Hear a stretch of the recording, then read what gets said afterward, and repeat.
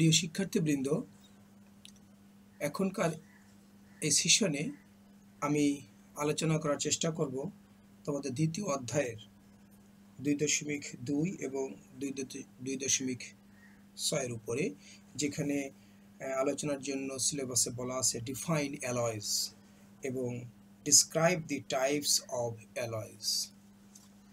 শিক্ষার্থীবৃন্দ, আমরা প্রথমেই দেখার চেষ্টা করব অ্যালয় বলতে কি বোঝায় এবং তারপরে তাদের প্রকারভেদ কি করে করা হয়।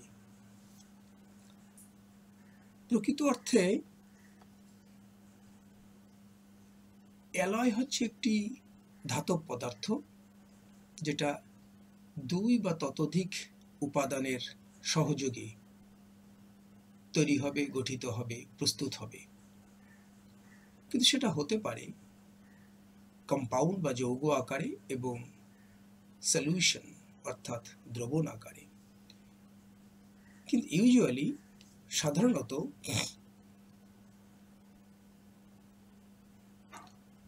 এই অ্যালয়েজের উপাদান সমূহ হয়ে থাকে বিভিন্ন রকমের মেটাল বা ধাতু, যদিও কখনো কখনো এই অ্যালয় তৈরি করার ক্ষেত্রে কার্বনের মতো নন মেটাল ইউজ করা হয় এবং আজকের এই আধুনিক যুগে বিভিন্ন রকমের নানাবিধ উৎকর্ষ সাধনের জন্য এই অ্যালয় তৈরি করার সময় কার্বনের অনুরূপ অসংখ্য নন মেটাল এর ভিতরে কম্পাউন্ডের মধ্যে এলিমেন্ট হিসেবে, ইনগ্রেডিয়েন্টস হিসেবে ব্যবহৃত হচ্ছে।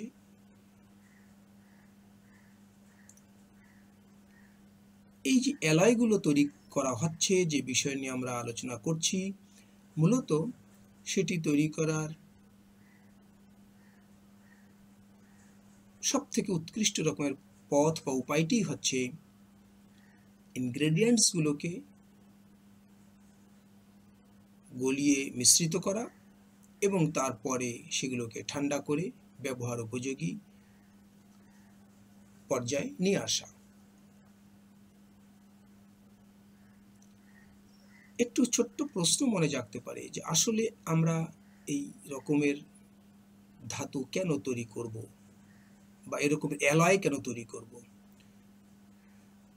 তেমন কোনো কারণ নেই, যদি না কারণ এরকম হয়ে থাকে যে এককভাবে একটি মেটালকে আমরা যত গুণে দেখতে পাই, পেতে পারি এবং যত ক্ষেত্রে ব্যবহার করতে পারি, যদি আমরা তার মধ্যে অন্য উপাদানগুলোকে মিশ্রিত করে কোনো একটি যৌগ আকারে তৈরি করতে পারি, অর্থাৎ অ্যালয়িং করতে পারি, তাহলে তার গুণগত বৈশিষ্ট্যগত যে উৎকর্ষ সাধন হয়, আমরা আরো অধিক ক্ষেত্রে আরো অধিক গুণ সম্পন্ন হিসাবে সেই মেটালটাকে, অর্থাৎ অ্যালয়টাকে আমরা ব্যবহার করার সুযোগ তৈরি করতে পারি। যেমন স্ট্রেংথের হতে পারে বিবেচনা, হতে পারে হার্ডনেস বিবেচনা, হতে পারে করোশন রেজিস্ট্যান্স নামক যে অত্যন্ত প্রয়োজনীয় একটি প্রপার্টিজ বা ক্যারেক্টারিস্টিক্স সে আঙ্গিকে হতে পারে, ইলেকট্রিক্যাল কন্ডাক্টিভিটির আলোকে হতে পারে।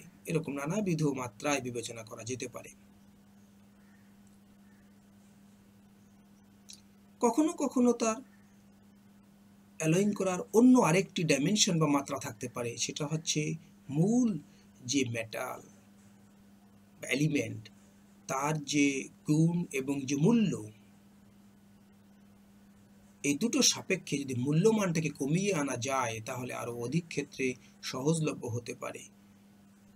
সেক্ষেত্রে মূল্য কমানোতে যে এই বেস মেটালের সাথে অন্য আরো অনেক উপাদান মিশ্রিত করে যখন অ্যালয় তৈরি করা হয়, তখন তার গুণ বৈশিষ্ট্য অনেকখানি একই রকম থাকে বা রাখার চেষ্টা করা হয়, কিন্তু মূল্যমান অনেক কমে যায়। অর্থাৎ কস্ট রিডিউসিং যে একটি বিবেচ্য বিষয়, তার আলোকেও অ্যালয় তৈরি করা হয়। তোমাদের সিলেবাসের মধ্যে যেভাবে আলোচনা করতে বলা হচ্ছে তার আঙ্গিকে অ্যালয়কে মূলত দুই ভাবে বিভাজিত করা যায়, শ্রেণীবদ্ধ করা যায়।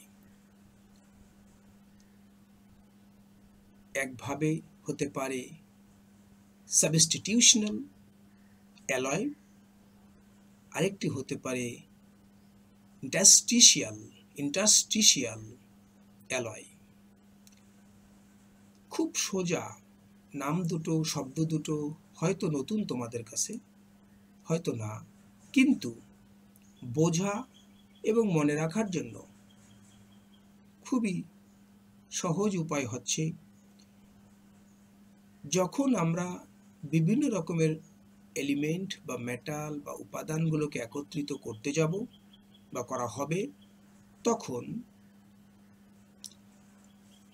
এর মধ্যকার যে অ্যাটমগুলো তারা যদি বেস মেটালের সঙ্গে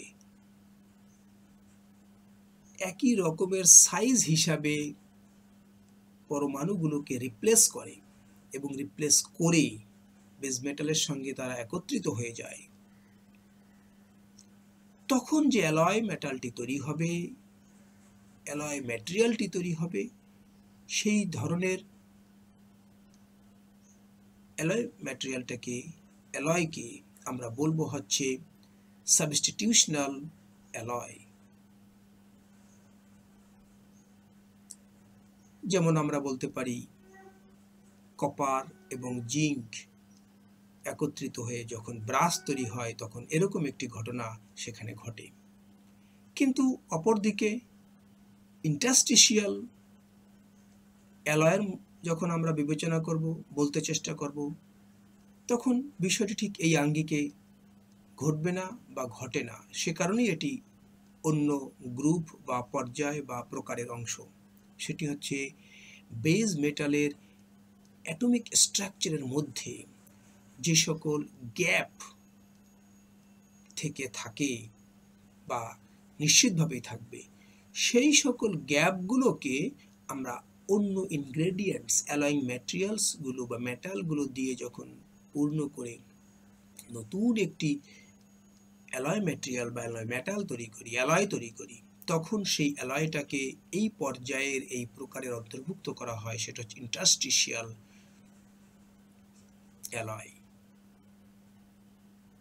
যেমন খুব সহজভাবে আমরা বুঝতে পারি, বলতে পারি এবং উদাহরণ দিতে পারি, আমরা যখন স্টিল তৈরি করব তখন তার মধ্যে যে কার্বনকে মিশ্রিত করা হয় সে প্রকৃতপক্ষে এই গ্যাপগুলোকেই পূরণ করে। প্রিয় শিক্ষার্থীবৃন্দ, মূলত যে আলোচনা তা প্রায় শেষ। ছোট্ট করে একটু বলতে চাই যে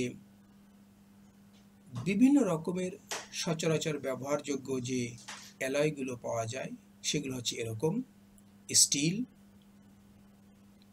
স্টেইনলেস স্টিল। মনে হচ্ছে একই রকম, হ্যাঁ অবশ্যই তাদের মধ্যে উপাদানের ভ্যারিয়েশনের কারণে গুণগত মানেরও অনেক তফাৎ। স্টিল সেটি শুধু আয়রনের সঙ্গে কার্বনকে মিশ্রিত করে বিভিন্ন পরিমাণে আমরা স্টিল তৈরি করব, বিভিন্ন রকমের, যেটা কিনা কনস্ট্রাকশন ফিল্ডে ব্যবহৃত হবে, টুলস হিসেবে ব্যবহৃত হবে, ভেহিকেলস হিসেবে ব্যবহৃত হবে, বিভিন্ন রকমের ব্যবহারযোগ্য ক্ষেত্রে ব্যবহৃত হবে, উপাদান তৈরি করার ক্ষেত্রে, ব্যবহারযোগ্য সামগ্রী তৈরি করার ক্ষেত্রে। ঠিক একইভাবে স্টেইনলেস স্টিল যখন আমরা একটি ভিন্ন রকমের অ্যালয় হিসেবে বিবেচনা করব তখন দেখতে পারবো শুধু আয়রন এবং কার্বন না, বিভিন্ন পরিমাণে তার মধ্যে ক্রোমিয়াম, নিকেল, এই জাতীয় উপাদানসমূহ, ধাতুসমূহ মিশ্রিত করা হবে তাদের উৎকর্ষতা, স্টিলের উৎকর্ষতা বাড়ানোর জন্য। যেমন তাকে অধিক বিদ্যুৎ পরিবাহী করার জন্য, অধিক মাত্রায় করোশন রোধ করার জন্য, অধিক মাত্রায় তাকে মেশনেবিলিটি বাড়ানোর জন্য, অধিক মাত্রায় তার সামর্থ্য বৃদ্ধি করার জন্য, এরকম বিষয়গুলোকে এখানে বিবেচনা নেওয়া হয়। ঠিক তেমনি আমরা বলতে পারি ব্রাস যেটা কিনা কপার এবং জিঙ্কের অ্যালয়, ব্রোঞ্জ যেটা কিনা কপার, টিন এরকম উপাদানসমূহের সংমিশ্রণে তৈরি করা হয়। Aluminium alloys, base metal aluminium রেখে আমরা magnesium, copper, silicon, zinc use করে আমরা যে অ্যালয় তৈরি করি। এবং সর্বশেষে বলা যেতে পারে গোল্ড অ্যালয়েস, গোল্ডের মধ্যে আমরা সিলভার ইউজ করতে পারি, কপার ইউজ করতে পারি, প্যালাডিয়াম ইউজ করতে পারি, যেগুলো বিশেষভাবে জুয়েলারি ক্ষেত্রে এবং ডেন্টিস্ট্রি যে অ্যাপ্লিকেশন ফিল্ড আছে সেই সকল জায়গায় ব্যাপকভাবে ব্যবহৃত হয় এবং হচ্ছে। প্রিয় শিক্ষার্থীবৃন্দ, আশা করি তোমরা নিশ্চয়ই বুঝতে পেরেছ। আমার প্রত্যাশা থাকবে তোমরা টেক্সট পড়ে যা কিছু বললাম এর আরও বিস্তারিত বিষয়গুলো জেনে নিয়ে তোমাদের ধারণাটাকে আরও বেশি সুগঠিত করবে। এই বলে আজকের এই সেশন আমি এখানে শেষ করছি। তোমাদেরকে ধন্যবাদ। আগামী সেশনে আবার কথা হবে নতুন বিষয়ের উপরে। ভালো থাকবে।